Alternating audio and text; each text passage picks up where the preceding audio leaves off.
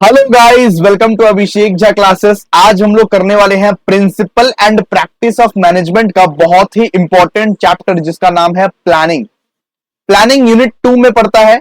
जैसे कि आप लोगों को पता है कि यूनिट नंबर 1 हम लोग ऑलरेडी खत्म कर दिए हैं, वो भी बहुत अच्छे से डिटेल्ड वे में। वैसे ही यूनिट नंबर 2, 3, 4, 5 सब कुछ हम लोग डिटेल्ड वे में ही खत्म करने वाले हैं। आज हमारा एम है कि प्लानिंग चैप्टर को खत्म करना। देखते हैं ये एम हमारा सक्सेसफुल रहता है या नहीं। ठीक है, शुरू करते हैं प्लानिंग को। लेकिन सबसे पहले ये ब्यूटीफुल ब्यूटीफुल नोट्स आपको अगर चाहिए तो आप इसके लिए 6 स्टेप्स को फॉलो कीजिए। कहां से 6 स्टेप्स को फॉलो करें भैया? आपको डिस्क्रिप्शन में 6 स्टेप मिल जाएगा। डिस्क्रिप्शन में 6 स्टेप को फॉलो कीजिए और फटाफट से व्हाट्सएप ग्रुप और टेलीग्राम ग्रुप में ज्वाइन हो जाइए। वहीं पे आपको ये नोट्स मिल जाएंगे बिल्कुल फ्री ऑफ कॉस्ट। आइए शुरू करते हैं इसको। ठीक है, सबसे पहले इसको रीडिंग करते हैं। Planning is a fundamental management function which involves deciding before hand.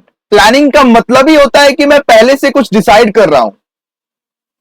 Planning is a fundamental management function which involves deciding before hand, यानी कि पहले से ही कुछ डिसाइड करना का मतलब ही होता है प्लानिंग।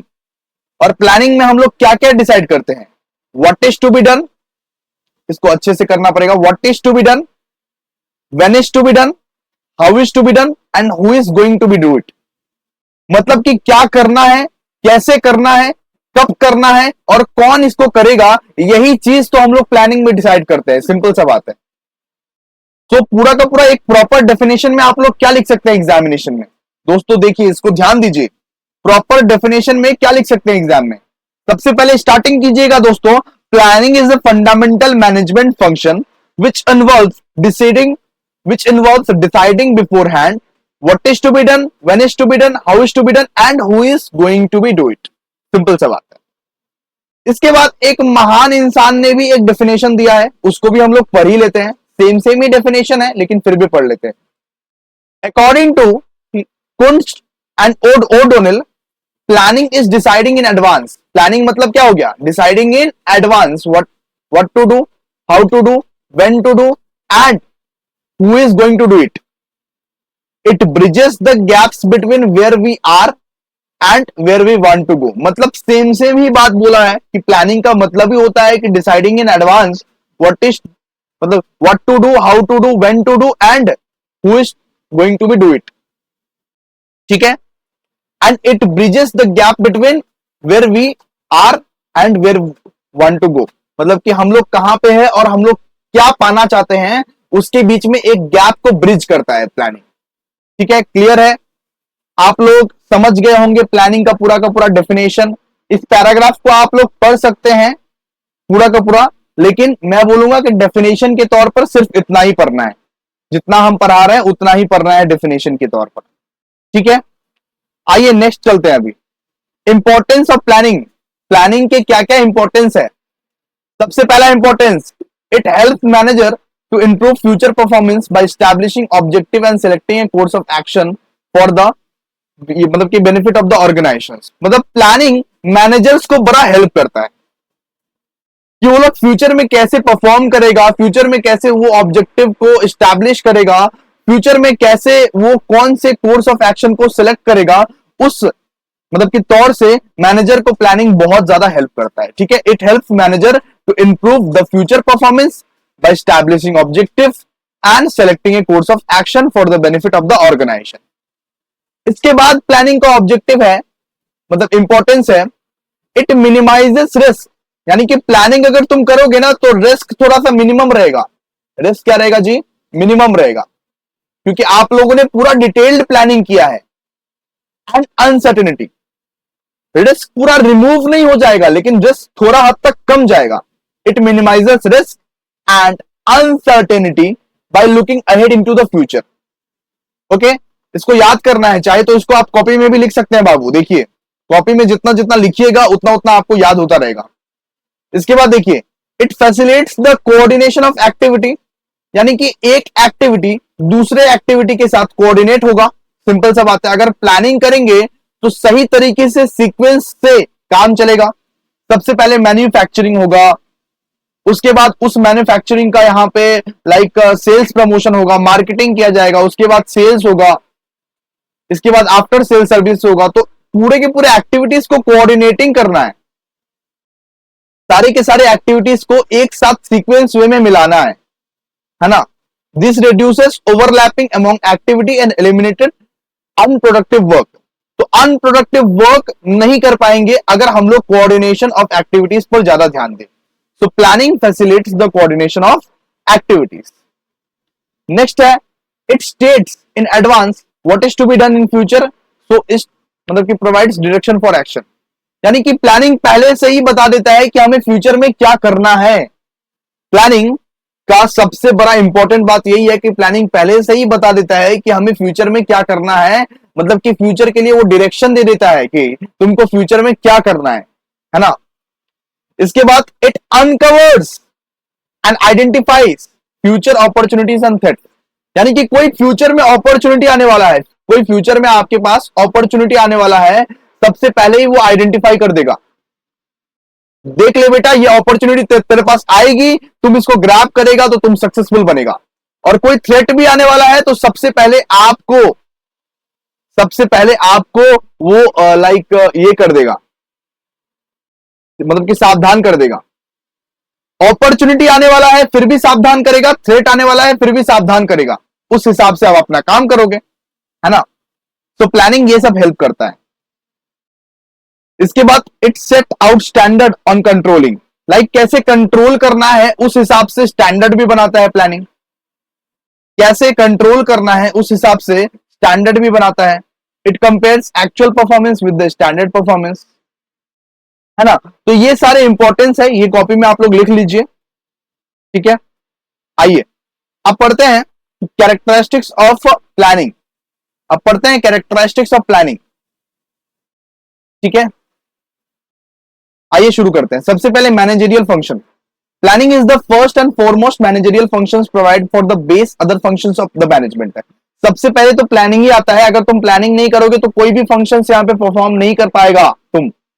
इसीलिए प्लानिंग सबसे first and foremost managerial function है। उसके बाद ही organising, staffing, directing and controlling आता है। सबसे पहले क्या करना पड़ेगा? प्लानिंग। प्लानिंग अगर नहीं हुआ है तो कुछ नहीं कर पाओगे, ठीक है। सबसे पहला कैरेक्टरिस्टिक्स।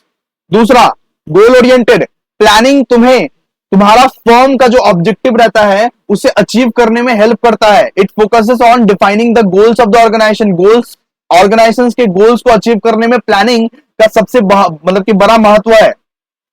अगर प्लानिंग नहीं रहा तो तुम्हारे ऑर्गेनाइजेशन का जो गोल्स है वो कभी पूरा नहीं हो पाएगा, ठीक है। आइडेंटिफाइंग ऑल्टरनेटिव कोर्सेस, यानी कि अगर कोई प्लान बी है, मान लो प्लान ए है, उसके साथ प्लान बी भी तो बनाना पड़ता है। मान लो कि अगर प्लान ए तुम्हारा अगर फेल हो गया तो उस केस में प्लान बी काम करेगा। तो प्लानिंग आइडेंटिफाई करता है ऑल्टरनेटिव कोर्सेस ऑफ एक्शंस को भी, and deciding the appropriate course plan, यानी कि जो भी एप्रोप्रिएट रहेगा, चाहे तुम प्लान ए फॉलो करो चाहे तुम प्लान बी फॉलो करो, उसको अच्छे से डिसाइड भी तो करना पड़ेगा। ये सब गोल ओरिएंटेड में ही इंक्लूडेड है, ठीक है। इसके बाद pervasive. Planning is applied in all type of organisation whether it is small और वेदर इट इज बिग, यानी कि कोई भी ऑर्गेनाइजेशंस में, छोटे से छोटे ऑर्गेनाइजेशंस में, बड़े से बड़े ऑर्गेनाइजेशंस में प्लानिंग तो लगेगा ही लगेगा। सिंपल सा बात है। It is pervasive in sense that it is present in all segments and required at all level of organisation. चाहे बिग ऑर्गेनाइजेशंस है, चाहे मीडियम और ऑर्गेनाइजेशन है, चाहे स्मॉल ऑर्गेनाइजेशंस है, हर ऑर्गेनाइजेशन में ही प्लानिंग लगता है। इनफैक्ट हमारे घर में भी हम लोग प्लानिंग से ही काम करते हैं। तुम पढ़ाई कैसे करते हो? शेड्यूल बना के ना। शेड्यूल फॉलो नहीं करते हो लेकिन फिर भी प्लानिंग कैसे करते हो? शेड्यूल बना के। तो उसको हम लोग क्या बोल सकते हैं? परवेसिव, ठीक है। And planning is a continuous process. Another important feature, planning is a continuous process. हमेशा प्लान जो रहता है वो कंटिन्यू चलता रहता है। प्लान कभी एक मोमेंट पे रुकता नहीं है, ठीक है। Plans are made for a specific term, say for month, quarter or year and so on. Once the period is over, new plans are drawn. Simple सा बात है। एक पीरियड के लिए बनाया जाता है, जैसे 1 महीने, 1 साल, 2 साल, वो पीरियड खत्म हो गया, दूसरा प्लान तैयार हो गया, ठीक है। तो planning is a continuous process. इसके बाद वाला feature intellectual process, it is a mental exercise involve the application of mind. Planning करने के लिए तुमको एप्लीकेशन ऑफ माइंड करना पड़ेगा। जिसके पास दिमाग नहीं है वो प्लानिंग नहीं कर सकता, जिसके पास सोचने की शक्ति नहीं है वो प्लानिंग नहीं कर सकता, जिसके पास फोरकास्ट करने की शक्ति नहीं है वो प्लानिंग नहीं कर सकता। तो हमेशा तुमको इंटेलिजेंट रहना पड़ता है और हमेशा तुमको इनोवेटिव दिमाग से रहना पड़ता है। तो हम लोग इस तरह से बोल सकते हैं planning is a intellectual process. एक इंटेलिजेंट आदमी ही प्लानिंग कर सकता है सही तरीके से प्लानिंग, ठीक है। और प्लानिंग इज हमेशा फ्यूचरिस्टिक होता है क्योंकि ये फ्यूचर के बारे में हमेशा सोचता है। It is the process of planning peak of the future, it looking into the future to analyze and predict it so on the organizations can face future challenges effectively। यानी कि प्लानिंग हमेशा futuristic है, हमेशा future के बारे में सोचता है कि फ्यूचर में हम लोग फ्यूचर चैलेंजेस को कैसे इफेक्टिवली टैकल कर सकते हैं, उसके बारे में प्लानिंग हमें सोचने की शक्ति देता है, ठीक है। इसके बाद डिसीजन मेकिंग, तो decision are made regarding the choice of alternative course of action.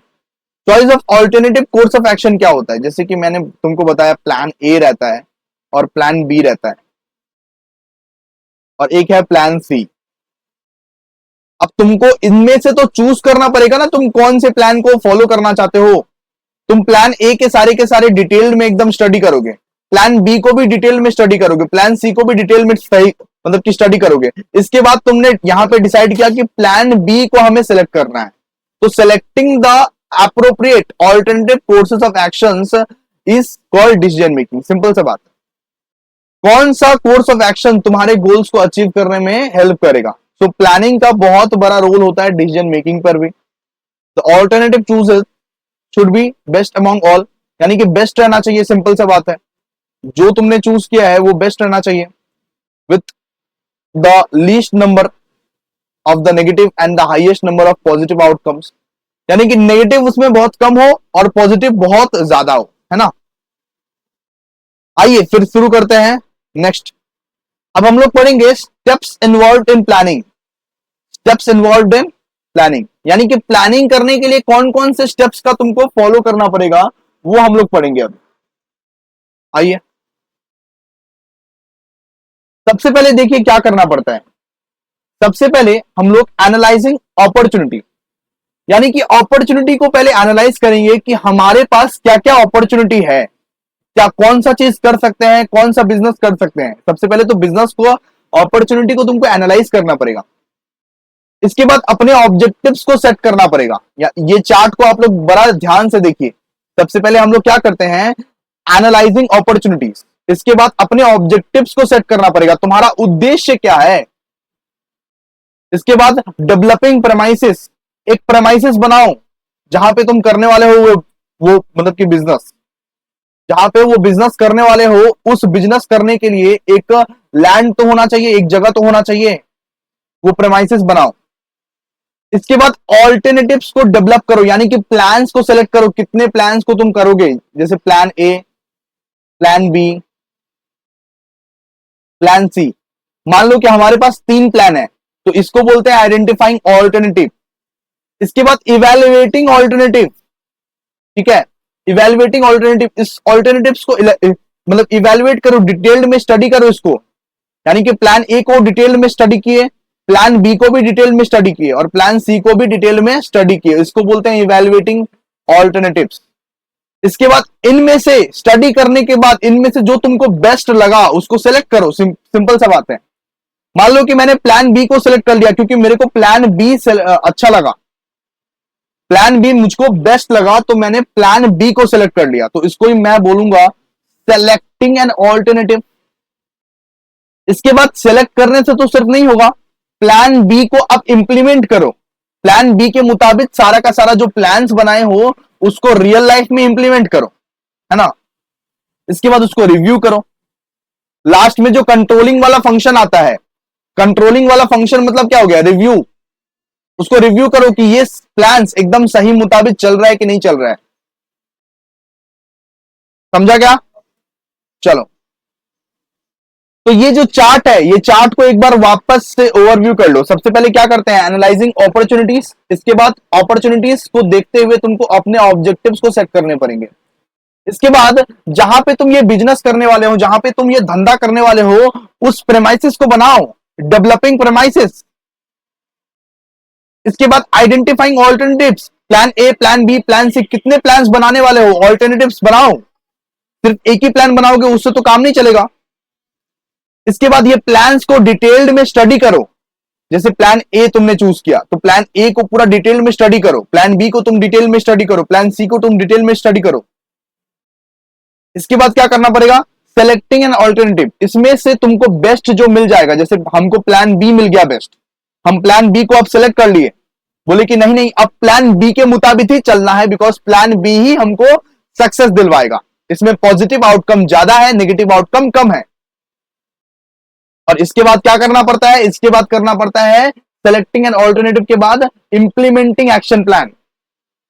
अब प्लान बी को क्या करो, इंप्लीमेंट करो, रियल लाइफ में इंप्लीमेंट करो, जो प्लान्स तुमने बनाए हैं उसको इंप्लीमेंट भी करो। और इसके बाद रिव्यू, यानी कि वो प्लान्स को तुम रिव्यू करते हो। ठीक है, चलिए अब आगे बढ़ते हैं, इतना तो हम आपको समझा दिए। देखिए अब पढ़ेंगे लिमिटेशंस ऑफ प्लानिंग, बेइज्जती करेंगे प्लानिंग का। लिमिटेशंस ऑफ प्लानिंग क्या क्या है, सबसे पहले planning leads to rigidity. Planning बहुत रिजिड है, एक बार बना दिए तो एकदम चेंज नहीं होता है, चेंज होने की जो संभावना है वो एकदम बहुत कम हो जाता है, लेस, बहुत कम चीज आप चेंज कर सकते हैं, इसीलिए प्लानिंग रहता है rigid. Planning leads to rigidity. Second limitation, planning may not work in a dynamic environment. Planning एक डायनेमिक एनवायरनमेंट में काम नहीं करता है। मान लीजिए एनवायरनमेंट क्या है, चेंजिंग एनवायरनमेंट, चेंजिंग एनवायरनमेंट, उस एनवायरनमेंट में प्लानिंग काम नहीं करता है। मान लीजिए अचानक से एनवायरनमेंट में सब सही चल रहा है, लेकिन अचानक से कोविड आ गया। कोविड में क्या कोई भी प्लानिंग काम किया, बताइए तो। बिजनेस में आप कुछ भी प्लान्स कर दिए, काम किया क्या, तब तहस नहस हो गया, बिकॉज एनवायरनमेंट का कुछ ठीक नहीं है, कब चेंज हो जाए कुछ पता नहीं। पहले हमारे पास कीपैड वाला फोन रहता था, आजकल हमारे पास स्मार्टफोन हो गया है, चेंज होने में वक्त लगा, बताइए तो, बिल्कुल नहीं ना। तो प्लानिंग में not work in a dynamic environment. मान लीजिए एक प्लान आपने बना लिया 5 साल पहले, अब आपको पता ही नहीं है कि आगे वाला 5 साल में क्या होने वाला है चेंज, क्या नहीं होने वाला है चेंज। अगर एनवायरनमेंट ज्यादा चेंज हो गया तो आपका प्लानिंग कोई काम नहीं करेगा। अगर एनवायरनमेंट चेंज हो गया, ज्यादा कुछ चेंज हो गया एनवायरनमेंट में, पूरा दुनिया ही एकदम बदल गई, तो आपका प्लान जो है एकदम धरा का धरा ही रह जाएगा दोस्तों, काम नहीं करेगा। इसके बाद प्लानिंग रिड्यूसेस क्रिएटिविटी, यानी कि प्लानिंग आप करते हैं ना तो आप अपना क्रिएटिविटी नहीं देख पाते हैं, आप अपना क्रिएटिविटी नहीं देख पाते हैं, तो प्लानिंग रिड्यूसेस क्रिएटिविटी। इसके बाद प्लानिंग में ना बहुत ज्यादा ह्यूज कॉस्ट लगता है, बिकॉज जो फोरकास्टिंग करता है आपके लिए, जो आपके लिए भविष्यवाणी करता है, उन सब एक्सपर्ट्स को हायर करना पड़ता है, और वो सब एक्सपर्ट्स आपके बदले में मतलब कि पैसा चार्ज करेगा। तो प्लानिंग इन्वॉल्व ह्यूज कॉस्ट। अगर एक चीज का आप प्लानिंग करते हैं, जैसे कि 5 इयर्स प्लान करते हैं आप मान लीजिए, तो उसके लिए बहुत सारे खर्चे करने पड़ते हैं, बहुत सारे एक्सपर्ट्स को बुलाने पड़ते हैं, वो एक्सपर्ट अपना चार्ज लेते हैं, और भी बहुत सारे खर्चे हैं, है कि नहीं। इसके बाद planning is a time consuming process. एक प्लान करने में कितना कितना साल लग जाता है, एक प्लान ऐसा होता है कि 1-2 साल तक चलता रहता है। अब ये बताइए टाइम कंज्यूमिंग प्रोसेस नहीं है प्लानिंग, बिल्कुल टाइम कंज्यूमिंग प्रोसेस है सर। और planning does not guarantee success, यानी कि प्लानिंग करने से आपको सक्सेस मिल जाएगा, इसका कोई गारंटी नहीं है, या इसका कोई गारंटी नहीं है कि प्लानिंग करने से हमको सक्सेस ही मिल जाएगा। ठीक है, क्लियर है, क्लियर है। चलिए आइए अब हम लोग पढ़ेंगे टाइप्स ऑफ प्लान। अब हम लोग पढ़ेंगे टाइप्स ऑफ प्लान। सबसे पहले होता है सिंगल यूज प्लान और होता है स्टैंडिंग प्लान। ठीक है, सिंगल यूज प्लान और स्टैंडिंग प्लान।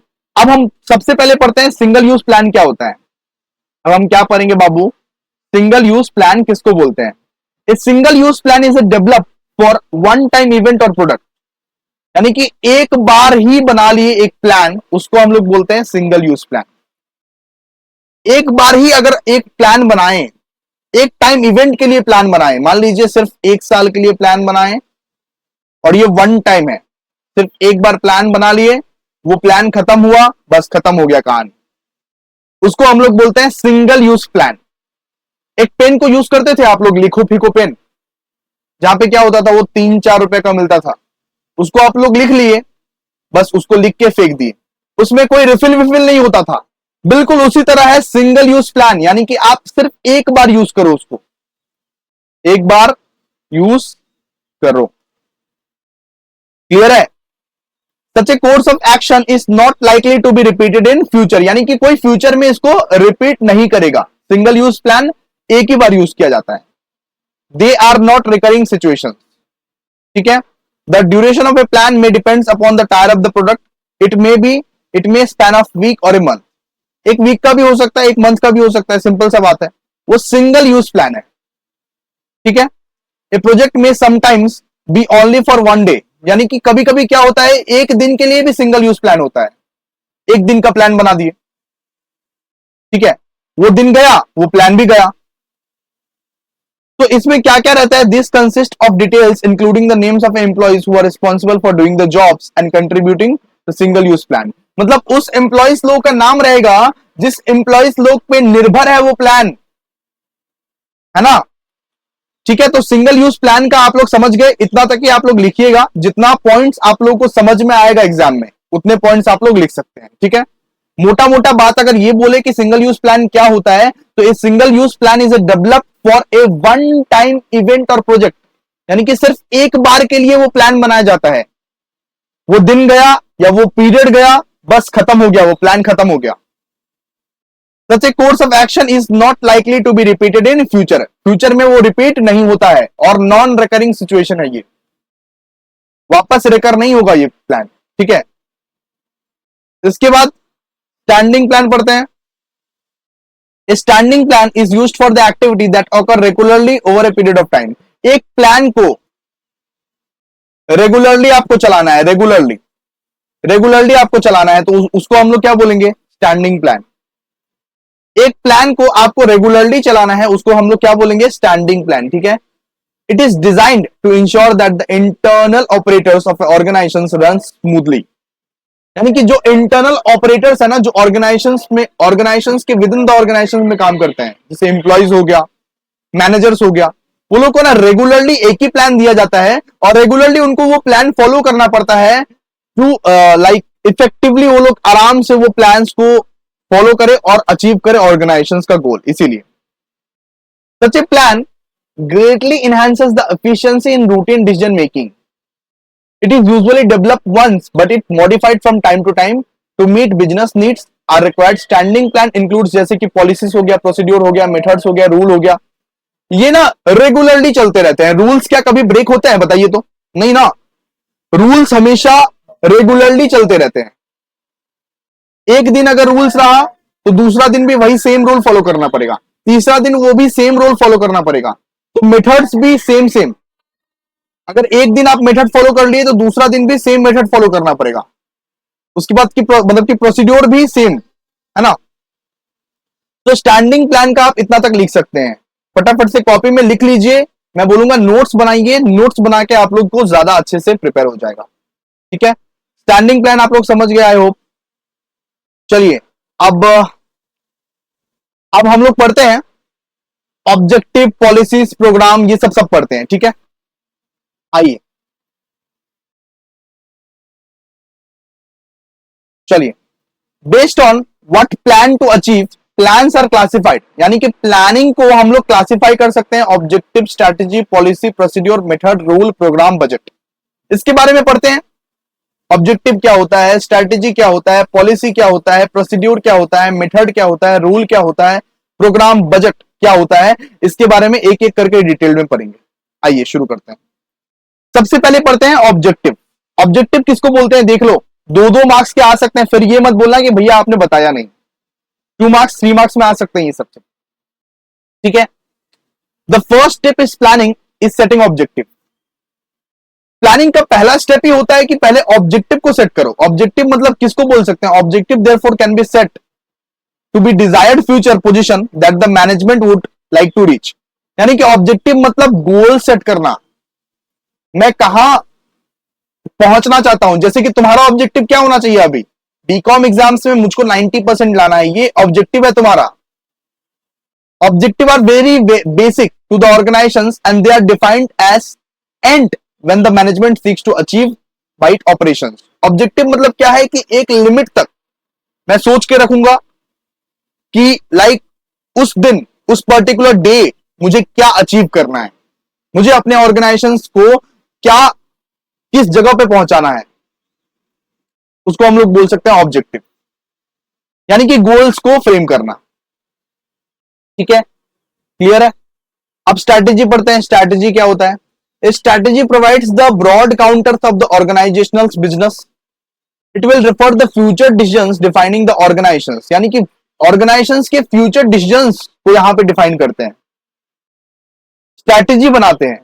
जैसे लॉन्ग टर्म ऑब्जेक्टिव्स हो गया, adopting a particular course of action, allocating resources necessary to achieve the objective, यानी कि कौन कौन से रिसोर्सेस हमें चाहिए एक ऑब्जेक्टिव को मीट करने के लिए, एक ऑब्जेक्टिव को अचीव करने के लिए, मतलब कि गोल्स को अचीव करने के लिए क्या कुछ करना चाहिए, उसको हम लोग बोलते हैं स्ट्रैटेजी। सिंपल सा बात बोल सकते हो तुम। ठीक है, thus we can say the strategy is a comprehensive plan. Strategy क्या होता है बेटा? कंप्रीहेंसिव प्लान, एकदम डिटेल्ड वे में प्लान बनाया जाता है उसमें, for accomplishing an organisational objective, यानी कि एक ऑर्गेनाइजेशन का ऑब्जेक्टिव को कंप्लीट करने के लिए कौन कौन से स्ट्रैटेजी फॉलो करने पड़ते हैं, कौन कौन से प्लान्स को फॉलो करने पड़ते हैं, उसको हम लोग बोलते हैं स्ट्रैटेजी। ठीक है, कंप्रीहेंसिव प्लान है वो। ठीक है, इतना तक ही पढ़ना, जितना तक मैं बोल रहा हूं उतना तक पढ़ना। ठीक है, इतना तक पढ़ना है, लिख लो इसको, कॉपी में लिख लो, ज्यादा अच्छा रहेगा। इसके बाद पॉलिसी। पीडीएफ चाहिए तो पीडीएफ तुमको मिल जाएंगे टेलीग्राम चैनल पर या तो व्हाट्सएप ग्रुप में, फटाफट से ज्वाइन हो जाओ। ज्वाइन हुए हो तब तो कोई बात ही नहीं है। इसके बाद हम लोग पढ़ेंगे पॉलिसी। पॉलिसी क्या होता है? Policy are the general statement that guides thinking और channelise energies towards a particular direction. Policy provide a basic for the implementing strategy which is usually stated in the general forms. यानी कि एक strategy को follow करने के लिए क्या क्या पॉलिसी होना चाहिए, उस हिसाब से ये एक्शंस प्रोवाइड करता है। ठीक है, they are guides to managerial actions and decisions in the implementing a strategy, यानी कि एक स्ट्रैटेजी को इंप्लीमेंट करने के लिए कौन कौन सा पॉलिसी को फॉलो करना पड़ेगा, इसी को बोलते हैं पॉलिसी। सिंपल सा बात है, एक स्ट्रैटेजी को फॉलो करने के लिए कौन कौन सा रूल्स को फॉलो करना पड़ेगा, इसी चीज को बोलते हैं हम लोग policy. These are policies for all levels departments in the organizations ranging from major companies policies to minor policies. ठीक है, तो कभी कभी मेजर कंपनी पॉलिसीज भी होता है और मतलब कि छोटे मोटे पॉलिसीज भी होते हैं, वो मतलब कि वो पूरा का पूरा डिसाइड होता है। सिंपल सा बात है ना। तो पॉलिसी क्या है? पॉलिसी एक जनरल स्टेटमेंट है दैट गाइड्स थिंकिंग और channelize energies towards a particular direction. एक पर्टिकुलर डायरेक्शन में मैं क्या कर रहा हूं, एक पॉलिसी बना के छोड़ दे रहा हूं। अपनी स्ट्रैटेजी अगर मैं बनाऊंगा तो उस पॉलिसी के तहत बनाना पड़ेगा मुझे। सिंपल सा बात। इसके बाद प्रोसीड्योर। तो आइए प्रोसीड्योर मतलब कि देखते हैं। तो प्रोसीड्योर क्या है? एक रूटीन स्टेप है, रूटीन वर्क है on how to carry activities. एक रूटीन काम है, एक रूटीन काम को हम लोग बोलते हैं प्रोसीड्योर। एक काम करने का एक प्रोसीड्योर होता है कि एक मशीन को मुझको कैसे ऑपरेट करना है ना। तो they detail the exact manner in which work is to be perform, मतलब कि कैसे एक काम को परफॉर्म करना है, वो एक एग्जैक्ट तरीका बताता है प्रोसीड्योर। यानी कि एक पर्टिकुलर काम को किस तरह से आपको परफॉर्म करना है, वो तरीका कौन बताता है? प्रोसीड्योर बताता है। ठीक है, तो they are specified in a chronological order, यानी कि सीक्वेंशियल वे में, सीक्वेंस वे में एक काम को आपको पूरा करना है ना, वो सीक्वेंस कौन डिसाइड करता है? प्रोसीड्योर। तो प्रोसीड्योर आर स्पेसिफिक मतलब specified steps in followed in particular circumstances, they are generally meant to for insider to follow. ठीक है, जो इनसाइडर रहते हैं, जो विद इन द ऑर्गेनाइजेशंस में काम करते हैं, वही लोग एक प्रोसीड्योर को फॉलो करते हैं। आउटसाइडर को तुम क्या कोई काम दोगे क्या? नहीं ना। तो वही लोग एक मतलब कि प्रोसीड्योर को फॉलो करते हैं। ठीक है, मेथड। अब मेथड पढ़ते हैं। Method provide the prescribed way और manner in which a task to be performed, मतलब कि एक टास्क को, वन टास्क को हाउ मेनी वेज से प्रिपेयर हो सकता है, यानी कि लेबर इंटेंसिव का यूज करे, कैपिटल इंटेंसिव का यूज करे, मतलब कि मशीन ए का यूज करें या मशीन बी का यूज करें, वो बताता है मेथड। यानी कि एक ही टास्क को हम लोग कितने मेथड से फॉलो कर सकते हैं, कितने तरीकों से फॉलो कर सकते हैं, उसको हम लोग बोलते हैं मेथड। सिंपल सा बात है, ठीक है। It deals with the task comprising of a procedure and specify how the steps to be perform.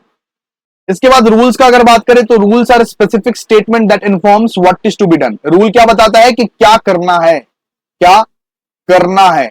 अगर वो चीज तुमने नहीं किया तो तुमको सजा मिलेगी। What is to be done बताता है रूल, अगर वो चीज तुमने नहीं किया तो तुम्हें सजा मिल सकती है। सिंपल सा बात है, उसी को बोलते हैं रूल। तो they do not allow for any flexibility, flexibility allow नहीं करता कि तुम कुछ भी कर सकते हो, तुम अपनी मर्जी से कुछ भी करो। रूल ये बताता है कि तुम्हें क्या करना है, अगर तुम नहीं करोगे तो तुमको सीधा सीधा सजा मिलेगा। अगर तुम वो काम सही ढंग से भी नहीं करोगे तब भी तुमको सजा मिलेगा। It reflect A managerial decision that is certain action must और मस्ट नॉट बी टेकन। ठीक है, क्या करना है क्या नहीं करना है ये बताता है रूल। सिंपल सा बात। ओके, आइए अब पढ़ते हैं बजट क्या होता है। तो budget is a statement of expected result expressed in numerical terms. Budget क्या होता है? बजट एक स्टेटमेंट है, बजट एक ओवरऑल स्टेटमेंट है जो पूरा का पूरा एक्सपेक्टेड रिजल्ट दिखाता है expressed in numerical terms. It is a plan one quantifies future facts and figures, जो फ्यूचर फैक्ट्स और फिगर्स को बताता है। बजट में सारे के सारे न्यूमेरिकल टर्म्स से एक्सपेक्टेड रिजल्ट्स दिखाए जाते हैं। Since budget represents all items in number, it becomes easier to compare actual figures with expected figure and take corrective actions subsequently. यानी कि हम लोग बजट के साथ ना एक्चुअल फिगर से हम लोग कंपेयर कर सकते हैं एक्सपेक्टेड फिगर। मतलब हमने सोच के रखा था कि 50,000 रुपया बजट में लगेगा, लेकिन एक्चुअली लगा 40,000 रुपीज। हमने सोच के रखा था, हमने बजट बनाया था कि 50,000 रुपया लगेगा, लेकिन लगा एक्चुअली में कितना? 40,000। तो 40,000 क्यों लगा, उसके पीछे राज जानना है। या तो मान लीजिए ज्यादा लग गया, अगर ज्यादा पैसा लग गया तो ज्यादा क्यों लगा, उसके पीछे राज जानना है और उसके हिसाब से हमें करेक्टिव एक्शन लेना है। यही मोटिव होता है बजट का। सिंपल सा बात है ना। इसके बाद हम लोग पढ़ेंगे डिसीजन मेकिंग। आइए, डिसीजन मेकिंग क्या होता है? Decision making is the process of making choices by identifying मतलब कि decision, gathering information and accessing alternative resolutions under step by step decision making process can have make more deliberate thoughtful decisions by organizing relevant information and defining alternatives। यानी कि decision making मतलब क्या होता है कि मैं सही को चुनूं, मैं सही ऑल्टरनेटिव कोर्स ऑफ एक्शन को चुनूं। मेरे पास प्लान बी, प्लान सी, मतलब कि plan A, plan B, plan C, plan D सब कुछ है, मेरे पास बहुत सारे प्लान्स है। उन प्लान्स में मैं सबसे बेस्ट प्लान कैसे चुनूं, वही बताता है मतलब कि डिसीजन मेकिंग। वही एक प्रोसेस है डिसीजन मेकिंग। ठीक है, सबसे पहले देखिए और थोड़ा सा पढ़ लेते हैं। जितना मैं पढ़ा रहा हूं उतना सिर्फ पढ़ना है और उतना सिर्फ लिख के आना है। ठीक है, तो decision making is the process of making choices by identifying a decision making information and accessing alternative resolution under step by step decision making process. One can help you to make more deliberate thoughtful decision by organizing relevant information and defining alternatives। ठीक है, इसके बाद ये paragraph से भी थोड़ा सा कर लीजिएगा। मतलब कि decision making is described as an essence of managers job because it is utilized for all 4 managerial functions, planning, organizing, leading, controlling. Like planning, organizing, leading, controlling सब कुछ यहाँ पे डिसीजन मेकिंग से ही होता है। तो मैनेजर का काम जो है ना आसान बनाती है, और मैनेजर का काम ही इस पे ही आधारित है, डिसीजन पे ही आधारित है। अगर तुम डिसीजन नहीं लोगे तो क्या मैनेजरियल काम कर पाओगे, है ना। तो decision both large and small are made every day by managers. यानी कि हर दिन मैनेजर बनाते हैं डिसीजन, हर दिन डिसीजन मैनेजर को ही लेना पड़ता है कि क्या करना है क्या नहीं करना है। हर प्रोसेस में, प्लानिंग हो, चाहे ऑर्गेनाइजिंग हो, चाहे लीडिंग हो, चाहे कंट्रोलिंग हो, हर चीज में बाबू डिसीजन मैनेजर को ही लेना पड़ता है ना। इसके बाद फीचर्स ऑफ डिसीजन। फीचर्स क्या है? तो मतलब कि decision making is A selection process. सबसे पहले हो गया सिलेक्शन प्रोसेस, मतलब कि अगर मैं किसी को सिलेक्ट करना चाहता हूं तो मुझे क्या करना पड़ेगा? डिसीजन लेना पड़ेगा, सिंपल सा बात है। Second, decision making is a and process. It is मतलब कि proceeded by detail discussion and selection of alternatives. यानी कि डिसीजन हम लोग सबसे एंड में लेते हैं बाबू, सब कुछ होने के बाद, सब कुछ सिलेक्ट करने के बाद हम लोग लेते हैं डिसीजन। इसके बाद वो decision making is a application of intellectual abilities to a great extent. यानी कि मेरा एबिलिटी पे डिपेंड करेगा डिसीजन। अगर मैं कितना ज्यादा इंटेलिजेंट हूं, मेरे पास कितना ज्यादा एबिलिटी है, उतना बेहतर मैं डिसीजन ले पाऊंगा, है ना। इसके बाद वो decision making is A dynamic process, हमेशा मतलब कि चेंज होता रहता है।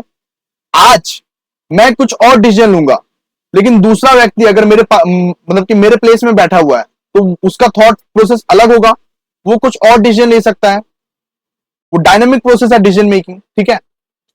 इसके बाद डिसीजन मेकिंग इज सिचुएशनल, यानी कि सिचुएशन पे डिपेंड करता है, एक पर्टिकुलर सिचुएशन पे डिपेंड करता है कि मेरा डिसीजन क्या होने वाला है। नेगेटिव और पॉजिटिव भी हो सकता है decision, it may be either negative और पॉजिटिव, है ना। और इसके बाद it involves the evaluation of available alternative through critical appraisal method. यानी कि लाइक इवैल्यूएट भी करना पड़ेगा जो ऑल्टरनेटिव्स तुम्हारे पास रहेंगे, जैसे प्लान ए और प्लान बी रहेगा। मान लो तुमने एक प्लान ए बनाया और एक प्लान बी बनाया, उसको सही तरीके से इवैल्यूएट नहीं करोगे क्या? उसका इवैल्यूएशन भी डिसीजन मेकिंग में ही पड़ता है, इंक्लूडेड है उसमें, है ना। इसके बाद it is taken to achieve the objective of the organization. यानी कि डिसीजन क्यों बनाया जाता है, डिसीजन क्यों लिया जाता है? ऑब्जेक्टिव ऑफ ऑर्गेनाइजेशंस को अचीव करने के लिए, यानी कि गोल्स को अचीव करने के लिए। जो भी ऑब्जेक्टिव तुम्हारा है वो अचीव करने के लिए डिसीजन लेते हो। जैसे कि तुम डिसाइड करोगे कि आज से मेरे को 12 घंटे पढ़ने हैं, आज से मेरे को 12 आवर पढ़ने हैं। क्यों? क्योंकि तुम्हारे ऑब्जेक्टिव्स हैं कुछ। तुम्हारे ऑब्जेक्टिव ये है कि तुम 90% स्कोर करोगे, और 90% स्कोर करने के लिए 12 आवर पढ़ने पड़ेंगे, है ना। चलिए इसको भी अपने कॉपी में लिखिए। इसके बाद हम लोग बात करते हैं टाइप्स ऑफ डिसीजन। अब बात करते हैं टाइप्स ऑफ डिसीजन। सबसे पहले तो होता है प्रोग्राम डिसीजन और नॉन प्रोग्राम डिसीजन, ठीक है। तो प्रोग्राम डिसीजन किसको बोलते हैं? Program decision are normally repetitive in nature. Repetitive in nature यानी कि कुछ जो डिसीजन होते हैं वो रिपीट होते हैं, उसको हम लोग बोलते हैं प्रोग्राम्ड डिसीजन। कुछ जो डिसीजन होते हैं वो रिपीट होते हैं, उनको हम लोग बोलते हैं प्रोग्राम डिसीजन। जैसे कि हो गया इंक्रीमेंट इन सैलरी, सैलरी बार बार बढ़ता है ना, सैलरी वाला डिसीजन हमेशा रिपीट होता रहता है। टाइप्स ऑफ लीव हो सकता है, सेटलमेंट ऑफ नॉर्मल डिस्प्यूट्स हो सकता है। तो they are easiest to make, easily हम लोग बना पाते हैं, क्योंकि प्रोग्राम डिसीजन रिपीट होता रहता है, रिपीटेड मतलब है ना।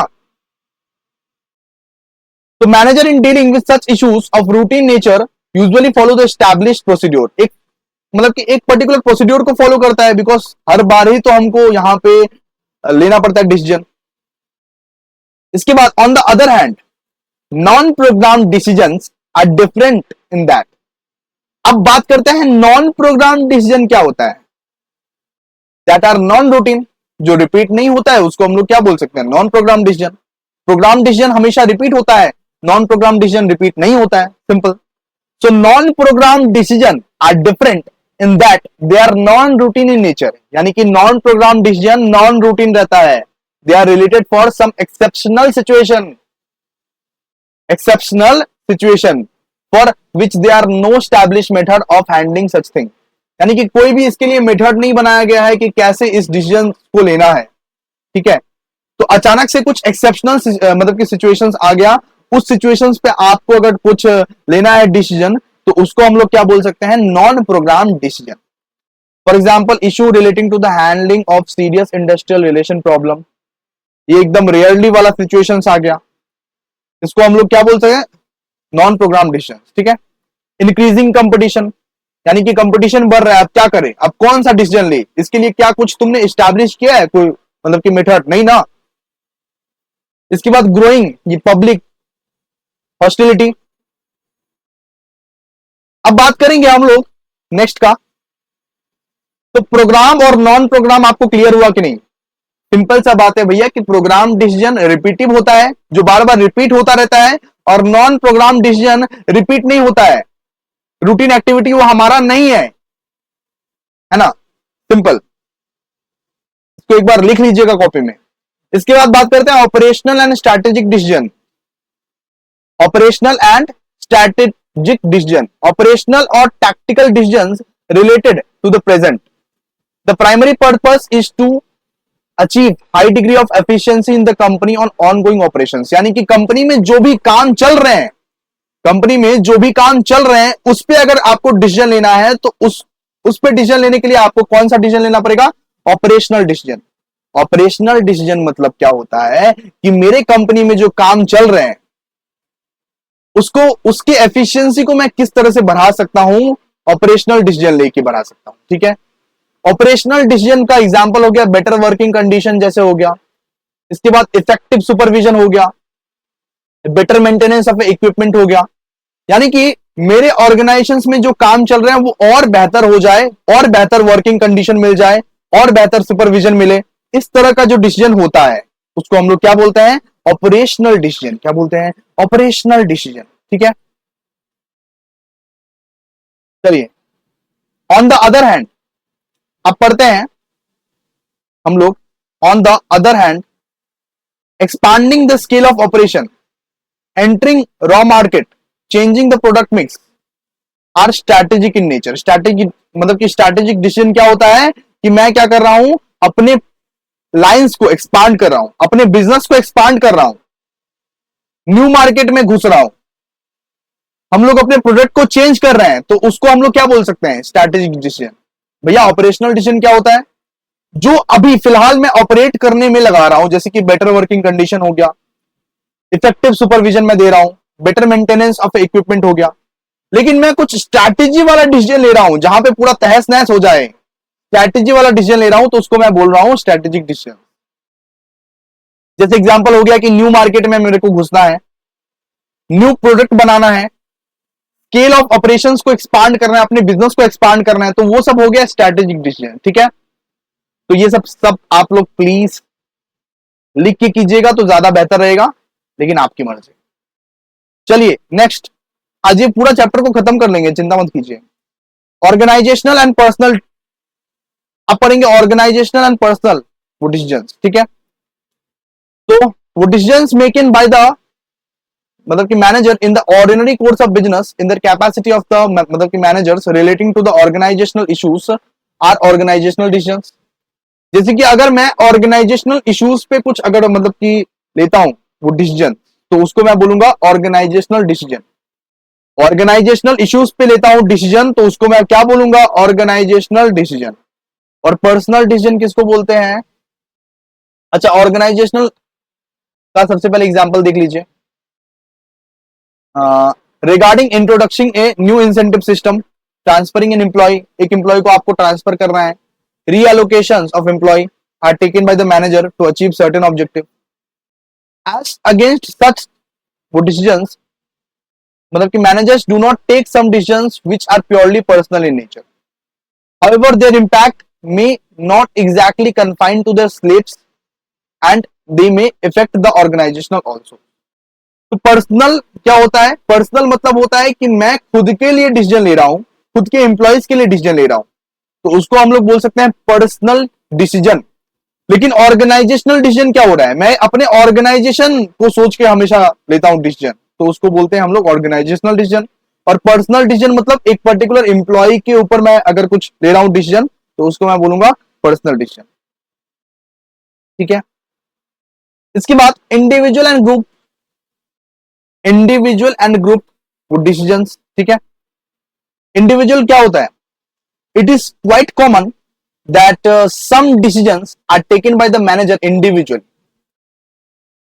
तो अगर हम कोई ले रहे हैं डिसीजन, हम कोई फैसला ले रहे हैं इंडिविजुअली, हम कोई फैसला ले रहे हैं इंडिविजुअली, तो उसको बोला जाएगा, उसको हम लोग बोलेंगे individual decisions. Individual decisions are taken where problem is of routine nature. अगर रूटीन नेचर का प्रॉब्लम रहा तो एक आदमी ही सारा का सारा डिसीजन ले लेगा, सिंपल सा बात है। लेकिन ग्रुप डिसीजन किसको बोलते हैं? Group making is preferred these days before it contributes for better coordination among the people and concerned with the implementation of the decision। यानी कि कोई डिसीजन ऐसा है जहां पे ग्रुप से बात करने की बहुत ज्यादा इंपॉर्टेंट है, ग्रुप से बात करना बहुत ज्यादा इंपॉर्टेंट है, उस डिसीजन को हम लोग क्या बोलेंगे? Group decision. ठीक है। इंडिविजुअल डिसीजन मतलब कि आप खुद ही सब कुछ डिसीजन ले रहे हो। रूटीन एक्टिविटीज, रूटीन नेचर का जो रहता है डिसीजन, उसमें हम लोग इंडिविजुअल डिसीजन का काम कर सकते हैं। लेकिन अगर मान लीजिए कोई ऐसा डिसीजन है जो बहुत ही इंपॉर्टेंट है, जो बहुत ही भयानक लेवल का है, तो उसके लिए हमें क्या करना पड़ता है? उसके लिए हमें ग्रुप डिसीजन लेना पड़ता है। क्या करना पड़ता है? ग्रुप डिसीजन लेना पड़ता है। ठीक है, आइए अब इसको पढ़ते हैं। वो चार्ट में भी हमने पढ़ा था सेम चीज।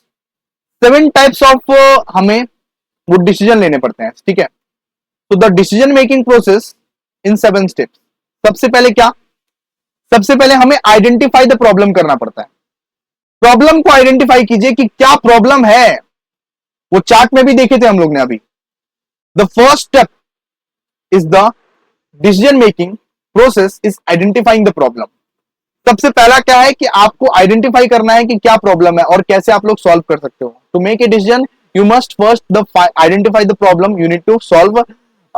The manager should consider critical और strategic factor in defining the problem. ठीक है, इतना तक आप लोग पढ़ लीजिएगा। इसके बाद कलेक्ट रिलेवेंट इंफॉर्मेशन। वो जो प्रॉब्लम को आपने आइडेंटिफाई किया है, दोस्तों वापस से आप लोगों को बोल दे रहा हूं कि ये जो पीडीएफ है, ये पीडीएफ आप लोगों को मिल जाएगा टेलीग्राम चैनल पर। और अभी फिलहाल हम लोग पढ़ रहे हैं the decision making process in 7 steps. आइए सबसे पहले क्या करते हैं? सबसे पहले हम लोग प्रॉब्लम को आइडेंटिफाई करते हैं। सबसे पहला हम लोग प्रॉब्लम को आइडेंटिफाई करते हैं। उसके बाद हम लोग रेलेवेंट इंफॉर्मेशन को कलेक्ट करते हैं। रेलेवेंट इंफॉर्मेशन को कलेक्ट करते हैं। Once you have identify your decision, it's time to gather the information relevant to the choice. After defining the analyzing the problem, the next step is to develop alternative situation. ठीक है, इसके बाद हम लोग क्या करेंगे? आइडेंटिफाइंग द ऑल्टरनेटिव्स, यानी कि इस प्रॉब्लम को सॉल्व करने के कितने प्लान्स बनाए, क्या क्या इसके ऑल्टरनेटिव है, कैसे कैसे सॉल्व कर सकते हैं। मान लीजिए हमने 3 प्लान बनाए, तो लाइक सबसे पहले तो आप खोजिएगा ना इसको। सबसे पहले क्या कीजिएगा? इसको खोजिएगा, ऑल्टरनेटिव्स को खोजिएगा कि इस प्रॉब्लम को किस किस वे में हम लोग सॉल्व कर सकते हैं। इसको ही हम लोग बोलते हैं आइडेंटिफाइंग द ऑल्टरनेटिव्स। ठीक है, नेक्स्ट है डेवलपिंग ऑल्टरनेटिव सिचुएशन। उस ऑल्टरनेटिव मतलब कि सॉल्यूशंस को डेवलप करना, यानी कि मान लीजिए मैं 3 प्लान बनाया, plan A, plan B, plan C, plan C. तो ये तीनों प्लान से ही हम लोग क्या कर सकते हैं? ये प्रॉब्लम्स को सॉल्व कर सकते हैं। उसको हम लोग बोलते हैं डेवलपिंग ऑल्टरनेटिव मतलब कि सॉल्यूशंस। इसके बाद उसमें से एक प्लान को आप लोग क्या कीजिएगा? सेलेक्ट करके आप लोग उसको इंप्लीमेंट कीजिएगा, implementation of the decision. Second step होता है इंप्लीमेंटेशन ऑफ द मतलब कि decision. Next step to gather all relevant information and develop and consider the potential path to take, you are perfectly prepare to choose, है ना। इसके बाद take action, उस पर एक्शन लीजिए, उसको इंप्लीमेंट कीजिए। तो उस पर एक्शन भी तो आपको लेना पड़ेगा। Once you have made your decision, act on it. Develop a plan to make your decision tangible and achievable. Like ऐसा कुछ अलग से प्लान बनाइए जिससे वो जो प्लान बनाए हैं आप, वो जो प्लान सेलेक्ट किए हैं आप, वो आपका सेलेक्ट हो जाए, वो आपका अचीव हो जाए, सॉरी, वो आपका अचीव हो जाए, वो प्लान आपका अचीव हो जाए। इसके बाद रिव्यू, उस पर रिव्यू लेना भी जरूरी है, यानी कि कंट्रोलिंग करना। सिंपल सा बात है, उस प्लान को कंट्रोल करना, वो प्लान सही तरीके से चल रहा है या नहीं चल रहा है, वो जो लिए थे आप, वो डिसीजन जो लिए थे आप लोग, वो सही तरीके से काम कर रहा है या नहीं कर रहा है, उस पर आप लोगों को कंट्रोल भी करना पड़ेगा। तो लास्ट स्टेप आता है रिव्यू। तो last and important step in the decision making process is evaluating your decision for effectiveness. Simple सा बात, ठीक है। इसके बाद देखिए शॉर्ट एनालिसिस। अब हम लोग पढ़ेंगे शॉर्ट एनालिसिस। दोस्तों वेलकम कीजिए लास्ट टॉपिक का, what is short analysis. Short analysis में एस जो होता है ना दोस्तों, एस को बोलते हैं हम लोग स्ट्रेंथ, डब्ल्यू को बोलते हैं वीकनेस, ओ को बोलते हैं अपॉर्चुनिटीज, टी को बोलते हैं थ्रेट्स। वापस से बोलिए, शॉर्ट मतलब क्या? Strength, weakness, opportunity, threat. मेरे साथ चिल्ला चिल्ला के बोलिए, strength, weakness, opportunity, threat. Strength, weakness, opportunity, threat. Strength, weakness, opportunity, threat. ठीक है, अब सबसे पहले पढ़ते हैं स्ट्रेंथ और वीकनेस क्या होता है। Strength and weakness are the internal to the company, यानी कि इंटरनल कंपनी के हिसाब से विद इन द ऑर्गेनाइजेशन चलता है स्ट्रेंथ और वीकनेस। आपको आपका स्ट्रेंथ आपको खुद को मालूम है ना, आपका वीकनेस आपको खुद को मालूम है ना। आप पूरा दुनिया को बता के रखे हो क्या? नहीं ना, बताना भी मत। आपका स्ट्रेंथ और आपका वीकनेस आपको खुद को मालूम है ना, सिंपल सा बात है। तो इसीलिए इसको बोलते हैं internal, internal to your company रहता है, मतलब कि कंपनी को खुद को मालूम रहता है कि मेरा स्ट्रेंथ क्या है, मेरा वीकनेस क्या है। Things that you have some control over and can change, यानी कि आप अपने स्ट्रेंथ को चेंज कर सकते हो, आप अपने वीकनेस को भी चेंज कर सकते हो, सिंपल सा बात है। ठीक है, अपॉर्चुनिटीज एंड थ्रेट्स क्या होता है?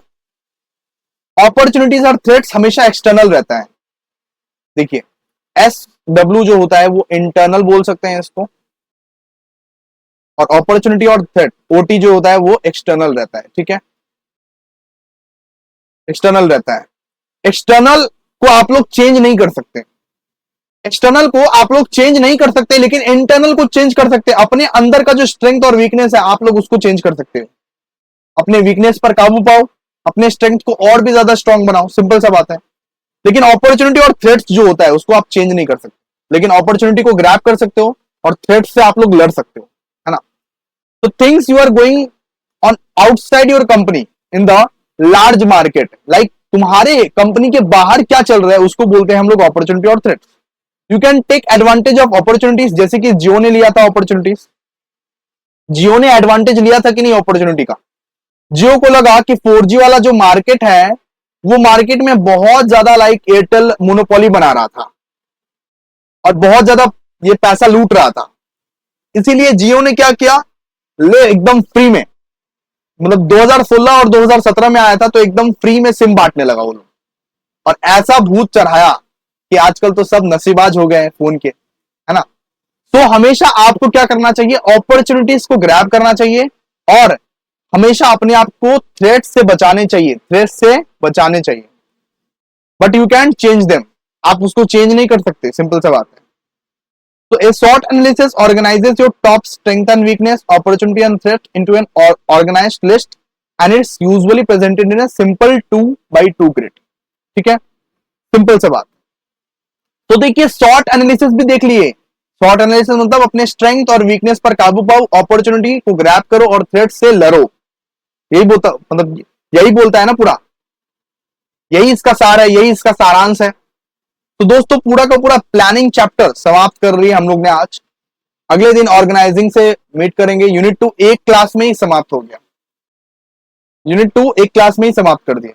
आइए दोस्तों फिर मिलते हैं नेक्स्ट क्लास में, तब तक के लिए आप लाइक कीजिए, सब्सक्राइब और शेयर। और सबसे पहली बात तो ये कि अगर आपने बीकॉम सेमेस्टर 1 के फ्री बैच में अभी भी ज्वाइन नहीं किया तो फटाफट से ज्वाइन कीजिए, 6 स्टेप्स को फॉलो कीजिए। थैंक यू, मिलते हैं नेक्स्ट वीडियो।